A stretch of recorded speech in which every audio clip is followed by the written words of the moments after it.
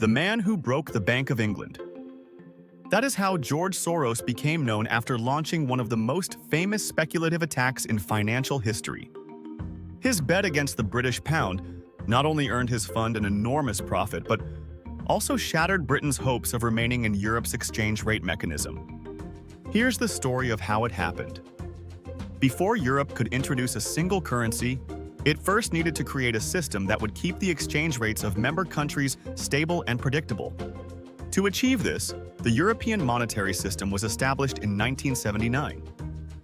Its main objective was to limit fluctuations between European currencies, laying the foundation for a future common currency. At the heart of the system was the exchange rate mechanism, which allowed currencies to move only within a narrow band, generally plus or minus 2.25% against one another. National central banks were responsible for maintaining these exchange rate limits.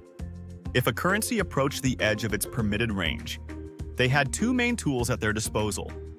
The first was direct intervention in the foreign exchange market, buying or selling their own currency to push the exchange rate back into the allowed corridor. The second was changing interest rates. Raising interest rates could attract foreign capital, increasing demand for the domestic currency and helping stabilize its value. Lower rates had the opposite effect. For years, Margaret Thatcher's government resisted joining the system. Nevertheless, in October 1990, the United Kingdom entered the ERM. The pound was pegged to the German Deutsche Mark at 2.95 marks per pound. Because Britain was a new member, it was allowed a wider fluctuation band of plus or minus 6%. At first glance, the arrangement seemed straightforward. The real problem was the timing. Britain joined the ERM at one of the worst possible moments. By the late 1980s, the UK was struggling with high inflation. Normally, a central bank fights inflation by raising interest rates, but higher rates also make borrowing more expensive, reducing investment, consumer spending, and ultimately economic growth. At the time, policymakers considered inflation the greater threat and were willing to accept a recession in exchange for bringing prices under control. As a result, Britain entered the ERM with interest rates at around 15%, while its economy was already sliding into recession. This severely limited the Bank of England's flexibility. If speculators attacked the pound, raising rates even further would risk deepening the recession. Britain's domestic problems were only half the story. Following the fall of the Berlin Wall and German reunification, the German government invested heavily in rebuilding East Germany. These massive public expenditures increased both Germany's budget deficit and inflationary pressures. To contain inflation, the Bundesbank responded by raising interest rates. Ironically, Germany's monetary policy destabilized the very exchange rate system Europe was trying to protect.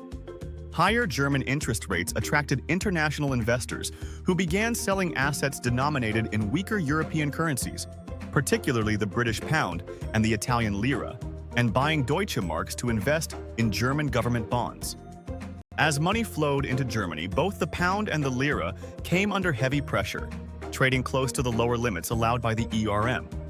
Since interest rates were already extremely high, central banks had little choice but to spend their foreign exchange reserves buying their own currencies. But reserves were finite. Soon, the question everyone was asking became obvious. How long could central banks keep defending their currencies? Some believed they had enough resources to maintain the system. Others were far more skeptical. Those skeptics saw an opportunity. If enough investors sold pounds and lira at the same time, they could overwhelm the central bank's ability to defend their exchange rates, forcing governments to abandon the ERM. The first victim was the Italian Lira. As an ERM member, Italy received support from the Bundesbank, which reportedly spent 24 billion Deutsche Marks buying lira. Even this extraordinary intervention failed. The lira collapsed anyway, demonstrating that even the world's most powerful central banks could be defeated by sufficiently large speculative attacks. Next came the British pound. Britain's Chancellor of the Exchequer, Norman Lamont, appeared surprisingly confident after Italy's defeat. He announced that Britain had its own weapon against currency speculators. Just as speculators borrowed money to short the pound, the British government had arranged £7.5 billion in borrowing to defend it. For a short time, the statement reassured smaller investors. What Lamont did not know was that George Soros had already begun building one of the largest speculative positions in financial history. His quantum fund had quietly opened approximately £1.5 billion sterling in short positions by borrowing pounds and immediately exchanging them for Deutsche Marks and US dollars, intending to buy the pounds back later at a much lower price. And Soros wasn't finished. His goal was to increase the position to nearly £15 billion sterling. A single hedge fund was preparing to challenge the Bank of England itself. The only remaining uncertainty was whether the Bundesbank would intervene aggressively to save the pound. Once Soros concluded that Germany had no intention of doing so, he made his decision. On the evening of 15th September, after the Bank of England had closed for the day, he committed virtually all available resources to attacking the pound. The timing was deliberate. With the central bank absent from the market, massive selling pressure would send a powerful signal to every other trader that an exceptionally large player had entered the market. The strategy worked. When London markets opened on 16th September, a day that would later become known as Black Wednesday, the pound came under relentless selling pressure. The Bank of England immediately intervened, reportedly spending £1 billion sterling within the first hours of trading. It made no difference. The selling continued. A few hours later, the government announced an emergency increase in interest rates from 10% to 12%, hoping to attract investors back into the pound.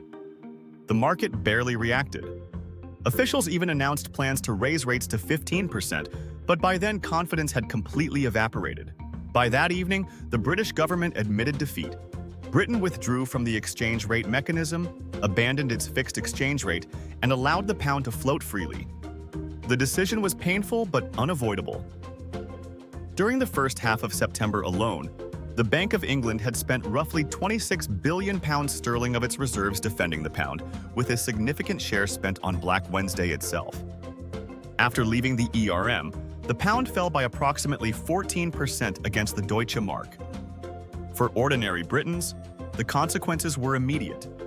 A weaker pound meant lower purchasing power and more expensive imported goods. For George Soros, however, the day became legendary. The exact profit remains uncertain, but most estimates place the quantum fund's gain between $1 billion and $1.5 billion. More importantly, Black Wednesday transformed Soros into one of the world's most famous investors.